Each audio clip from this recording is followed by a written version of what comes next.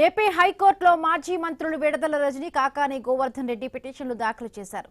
తనపై దర్గామెట్ట పిఎస్లో నమోదైన కేసును క్వాష్ చేయాలని కాకాని పిటిషన్లో పేర్కొన్నారు. ఈ క్వాష్ పిటిషన్ తేలే వరకు తనపై నమోదైన కేసులో తదుపరి చర్యలు నిలిపివేయాలని కోరారు. ఎడ్లపాడు పోలీసులు తనపై నమోదు చేసిన కేసును స్క్వాష్ చేయాలని విడుదల రజని పిటిషన్ దాఖలు చేశారు. ఈ రెండు పిటిషన్లను నేడు హైకోర్టు విచారించే అవకాశం ఉంది. రైట్, మరిన్ని పూర్తి అప్డేట్స్ మా కరెస్పాండెంట్ కాంతి అందిస్తారు. కాంతి.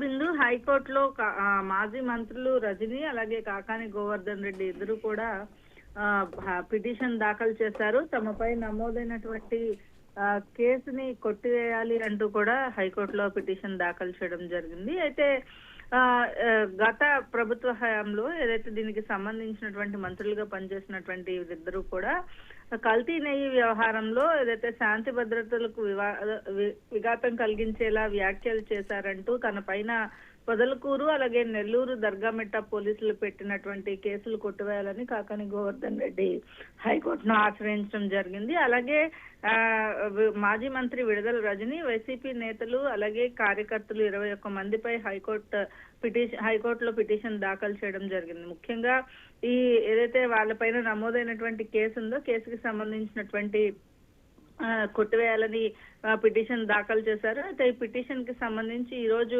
హైకోర్టులో బెంచ్ పైకి వచ్చే అవకాశం కనిపిస్తా ఉంది. ఇక ఈ రెండు పిటిషన్లకి సంబంధించి ఎడ్లపాడు పోలీస్ స్టేషన్ లో తన పైన నమోదు చేసినటువంటి కేసును క్వాష్ చేయాలంటూ విడుదల రజని, అలాగే క్వాష్ పిటిషన్ తేలే వరకు తన పైన నమోదైనటువంటి కేసుల్లో తదుపరి చర్యలు నిలిపివేయాలని